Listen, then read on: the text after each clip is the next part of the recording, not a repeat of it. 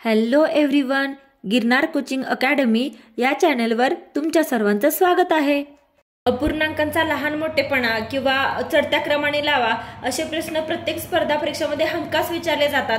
तर आपण त्याचे काही मेथड, शॉर्ट ट्रिक्स आणि कशा प्रकारचे प्रश्न एक्झाम्पल येतात ते बघूया.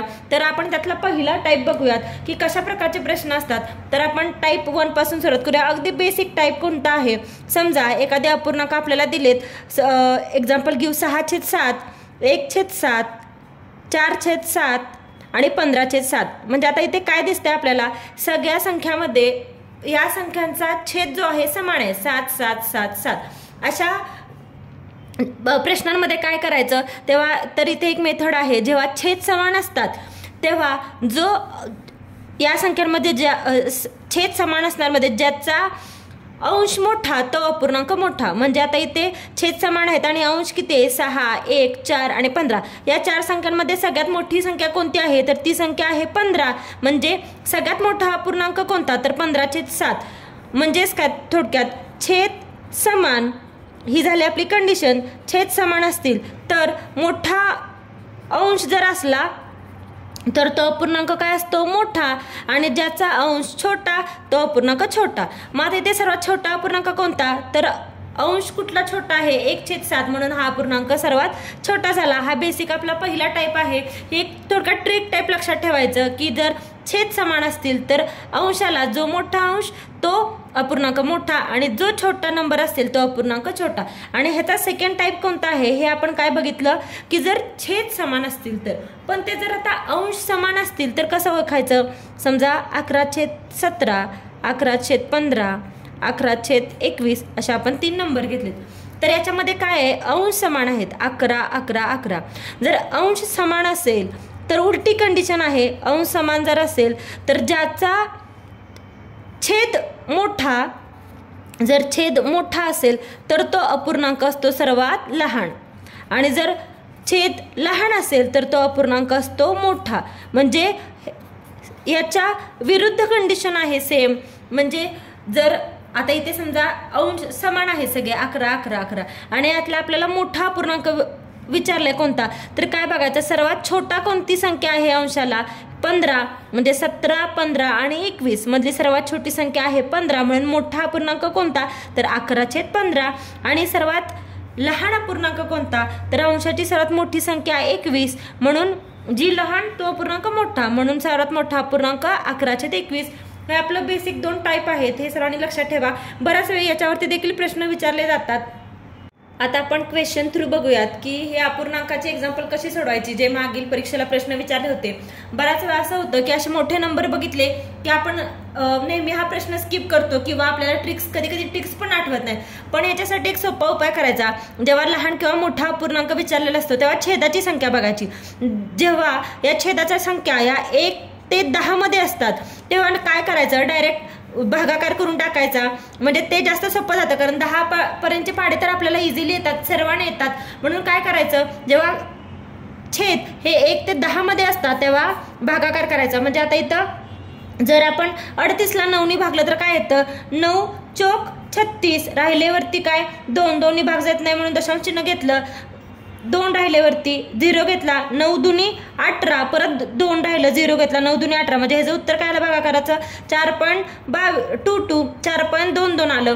परत आता पुढचं बघूया. 33ला 8नी भाग घालवायचा. 8 चौक 32. पॉईंट दिला आपण. 1 राहिला. 8 1 8. परत किती राहिलं? 10तनं 8 गेलं. 2 राहिले. परत एक 0 दिला आणि 8 दुनी 16. म्हणजे उत्तर काय? 4.12. हे झालं याचा आन्सर. आता हा भागाकार करूया. 25/6. इथे 6 चौक 24. पॉईंट दिला. किती राहिलं? 1 राहिलं. वरती 0 दिला. परत 6 1 6. 4 राहिलं. परत 0 दिला. 6 36. म्हणजे ह्याचं उत्तर काय झालं? 4.16. आता हा भागाकार करू. 29/7. जर असं करणं जरी अवघड जात असेल तर डायरेक्ट कसा भागाकार करणार आपण? असं पटकन करून घ्यायचा. काही सेकंदात उत्तर येतं. 7 चौक 28. 1 राहिलं. इथे 0 दिला. इथं पॉईंट दिला. इथं 0 घेतलं. 7 1 7. 3 राहिले. 7 चोक 28 म्हणजे याचा आन्सर काय झालं 4.14 म्हणजे काही सेकंदात आपलं आन्सर येतं. जरी ट्रिक नाही लक्षात राहिला कोणत्या तरी असं जर छेदाच्या संख्या 1 ते 10 मध्ये असतील तर डायरेक्ट भागाकार करून आन्सर काढायचं. आणि आता मग ह्या आलेल्या उत्तरामध्ये सर्वात लहान उत्तर कोणतं आहे 4.12 हे सर्वात लहान म्हणजे सर्वात लहान अपूर्णांक कोणता तर 33/8 हा अपूर्णांक सर्वात लहान आहे. खालीलपैकी सर्वात मोठी संख्या कोणती असे विचारले. आता इथे काय करायचं पहिला छेद चेक करायचे. 1 ते 10 मध्ये संख्या आहेत का छेदाच्या नाही 21 17 13 आणि 11 आहेत. जर 1 ते 10 मध्ये असेल तर डायरेक्ट भागाकार करायचा काही सेकंदात लगेच आन्सर येतं. आणि जरी कोणाला 21 17 13 11 असे ह्या नंबरचे जरी पाडेपाठ असतील तर भागाकार करायचा त्यांनी पटकन काही सेकंदातच आन्सर येतं. पण ज्यांना पाडेपाठ नसतील त्यांनी आता काय करायचं इथे आपली एक ट्रिक आहे त्या ट्रिकने आन्सर काढायचा. आता काय करायचं सगळ्यात पहिला या दोन्हीतला फरक काढायचा अंश छेद मधला फरक काढायचा. म्हणजे 13 आणि 21 मध्ये कितीचा फरक आहे म्हणजे 21 वजा 13 किती 8 येतं. 11 आणि 17 मध्ये कितीचा फरक आहे तर तो 6चा फरक आहे. 9 अधिक 13 मध्ये कितीचा फरक आहे 4चा. आणि 7 आणि 11 मध्ये कितीचा फरक आहे 4चा. म्हणजे सगळ्यात पहिला आपण इथं काय केला फरक काढला. आता ही फरक काढल्यानंतर काय करायचं या चारही संख्येला असा कोणता नंबर आहे ज्यांनी गुणल्यावर एक सारखा नंबर भेटला पाहिजे. म्हणजे ह्या चारही संख्याला गुणलं की येणारं जे उत्तर आहे ते एकच नंबर पाहिजे. म्हणजे आता इथे समजा जर 3 ने गुणलं तर 8 गुणिले 3 किती येतं 24 येतं.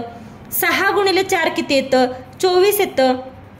4 गुणिले 6 24 आणि 4 गुणिले 6 24 म्हणजे हा जो येणारा नंबर आहे 24 हा सेम आहे.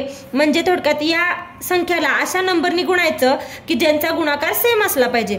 म्हणजे इथं काय केलं आपण गुणाकार केला पहिला फरक काढला नंतर गुणाकार केला आणि जो गुणायचं कोणत्या संख्येने तर त्या संख्येचा गुणाकार सेम आला पाहिजे अशी छोटी संख्या. मग पहिला आपण सगळ्यात मोठी संख्या 8 आहे म्हणून 8चा पाडा म्हणायचा 8 1 8 8 दुनी 16 6च्या पाड्यात 16 नाहीये नंतर 8 त्रिक 24 आणि या तिघांच्या पाड्यात 24 येते म्हणून आपण या चारही संख्याला गुणलं. आता काय करायचं कोणत्या संख्येने गुणलंय बघायचं. इथे कितीने गुणलं 3 ने इथे 4 ने इथे 6 ने आणि इथे 6 ने. मग ही जी संख्या आहे ज्याने गुणले त्याचा आणि ह्या अंशाचा गुणाकार करायचा. म्हणजे 13 गुणिले 3 करायचं उत्तर किती 13 त्रिक 39. हे 11 गुणिले 4 करायचं 11 चोक 44. हे 9 गुणिले काय येणार 6 9 सख्ख 54 आणि 7 गुणिले काय 6 7 गुणिले 6 7 सख्ख 42. हे झालं आपला आन्सर. आता ह्याच्यामध्ये बघायचं सगळ्यात मोठा नंबर कोणता आहे 54 आणि 54 म्हणजे 9 ने गुणले म्हणजे सगळ्यात मोठा अपूर्णांक कुठला येणार 9/13. आणि ते जर आपल्याला लहान अपूर्णांक विचारला असता तर लहान संख्या आपली 39 आहे. लहान जर विचारला असतं तर 13/21 हे आपलं उत्तर झालं असतं. Thank you for watching. प्लीज व्हिडिओला लाईक करा शेअर करा कमेंट करा आणि चॅनेलला सबस्क्राईब करायला विसरू नका. आणि अशा प्रकारचे कोणत्या टॉपिकवरचे व्हिडिओ तुम्हाला पाहायला आवडतील ते कमेंट करून नक्की सांगा.